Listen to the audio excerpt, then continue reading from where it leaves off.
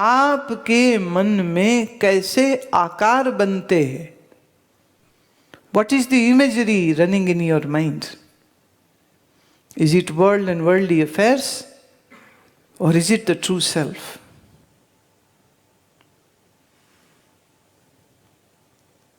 जो अपने आप पर फोकस्ड रहे तो हम कहेंगे उसके मन की वृत्ति आत्माकार।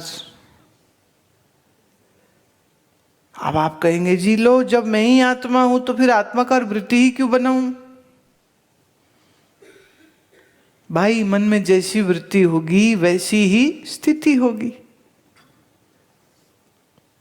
Are you getting the point? मन की स्थिति क्या है? जैसी मन में चीजों को हमने बैठा के रखा होगा वैसा ही मन हो जाएगा।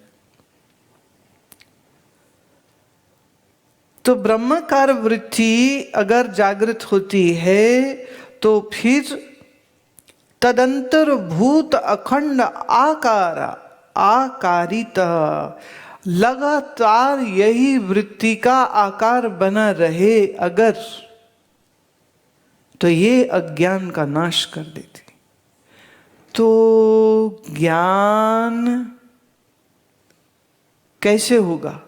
ज्ञान सुनने से अज्ञान जाएगा या ब्रह्माकार वृत्ति बने तो अज्ञान जाएगा? इससे कोई फर्क नहीं पड़ता है आपने कितना ज्ञान का सत्संग सुना। प्रश्न ये उठेगा कि आपके मन में वृत्ति कैसी बनती?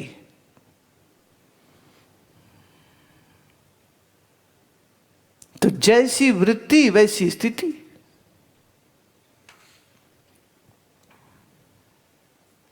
मैंने सुना एक पूज्य स्वामी जी ने ये बात बताई थी कि वृंदावन में एक स्वामी जी थे, उनको किसी ने सोने का ईंट, बड़ा वाला सोने का ईंट, कोई 2-2.5 किलो का वो ईंट उनको भेंट किया। तो रुपया रखना मुश्किल है तो वो सोना रखते हैं, तो सोने का ईंट वो आ गया होगा बैराग किसी बात पे, तो खैर उन्होंने दे दिए। अब वो बाबा को मिल गया वो सोने का ईंट, तो वो भी परेशान हो गए, कहाँ रखूं इसको मैं? बैंकों में खाते वाते तो थे नहीं, और उन दिनों वृंदावन में बैंक भी नहीं होते थे, तो अब कहाँ रखूं मैं? तो अच्छा अलमारी में रखूं, मैं खुद बाहर जाऊं, पीछे से चोरी ना हो जाए, ये ख्याल बन जाए। अब क्या करूं? तो वो कृष्ण जी की मूर्ति की पूजा करते थे, एक सिंहासन सा बना रखा था, तो उन्होंने सोचा कि ये सिंहासन के नीचे ही रख देता हूँ, क्योंकि मैं जहाँ जाऊँगा वहीं जाएंगे ही जाएंगे, सामने भी रहेंगे, और बस वो सिंहासन में रख लिए। अब आगे पीछे क्या होता था, कहीं जैसे गए तो लोग कहते चलो सिंहासन दूसरे कमरे में रख देते हैं, तो अभी वो कहनी नहीं यहीं रखो। लोग सोचे कितनी भक्ति करते हैं कृष्ण जी की, वहीं सोते हैं, दूर नहीं रहते हैं। उन्हें क्या मालूम महात्मा का मन कहाँ अटका पड़ा? सोने की ईंट में। किसी के मन में संशय आ गया कि चक्कर क्या है, पहले तो ऐसे करते नहीं थे, अभी कुछ ज्यादा नहीं हो रहा। तो एक दिन वो गए बाथरूम, अब वहां थोड़ा टाइम तो लग ही जाता है। पीछे से उसने उस भगवान जी वाले सिंहासन की अच्छे से सर्च कर ली। सर्च करी तो वो सोने की ईंट दिख गई। सोने की ईंट दिखी तो उसका लालच जगा। लालच जगा, उसने वो ईंट ले ली, उसकी जगह एक आम मिट्टी वाली जो ईंट होती वो रख दी, उतनी ही वजन की। पत्थर का जो वजन है, जितना सोने का वजन है उतना ही कोई पत्थर सा लिया और उसको लपेटा, और जैसे पहले रखा हुआ था वैसे ही ठीक रख दिया। अब वो वजन तो वही है पर अंदर माल बदल गया। अब जिसके धन का लोभ होता है ना, तो वो बहुत दिन तक अपना वो धन देखे बगैर ना रहता नहीं है। तो फिर बाबा के भी मन में आ जरा देख ही लूं। तो कृष्ण जी की मूर्ति हटाई, नीचे से कपड़ा हटाया तो बस दिल धक रह गया। सोने की तो है ही नहीं उसके जगह, तो पत्थर पड़ा हुआ है। अब किसकी माँ को मौसी बोले, अब बता ही नहीं सकते किसी को कि उनकी चोरी हो गई।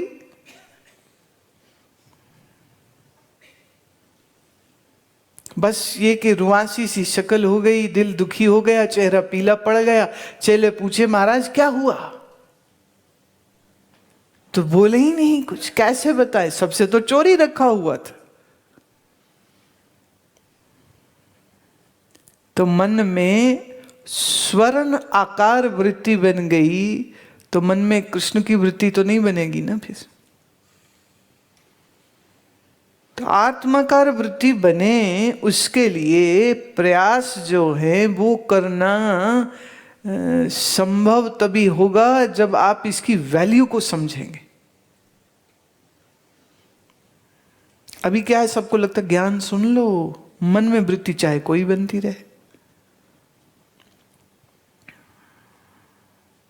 पर वेदांत सार क्या कह रहा है, ज्ञान श्रवण करने से भी अधिक इंपॉर्टेंट है आपके मनोवृत्ति क्या बनी, कैसी बनी।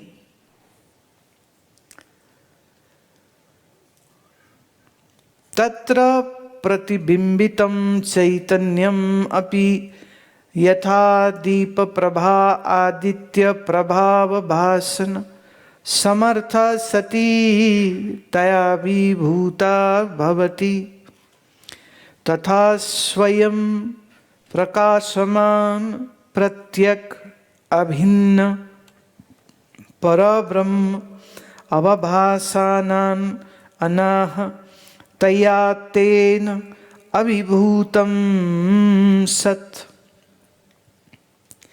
जब ये भाव, ये वृत्ति बनी कि मैं ही ब्रह्म हूं, तो ये वृत्ति कहाँ बनी, मन में बनी।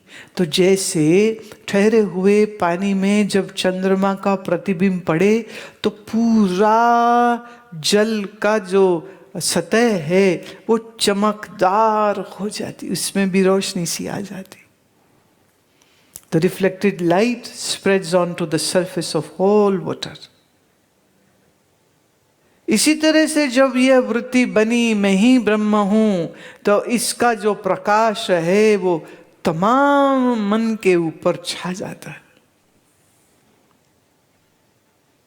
और कहते हैं कि ये इतना ओवर पावरिंग होगा, तया अधिभूत भवति,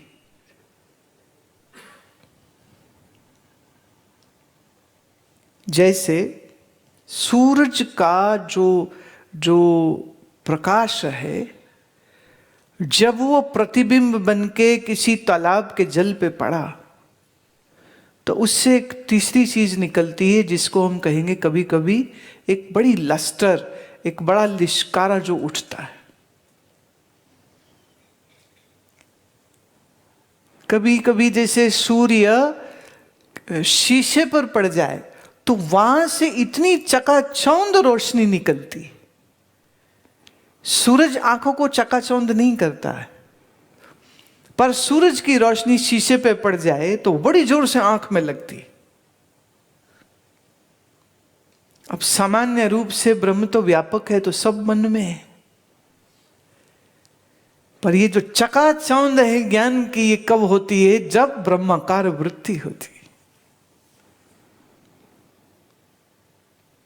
समान रूप से अग्नि सब जगह, इस लकड़ी के मेज में, इस कुर्सी में, आप जहां बैठे हैं उस जमीन में, दीवार में, छत में, अग्नि तो सब जगह, पर इससे रोशनी नहीं होती। पर जब अग्नि का विशेष रूप, माने जब हम दिया सलाई से जगाएं या लाइटर से जगाएं, वो जो रोशनी बनती है वो अंधेरे को दूर कर देती है।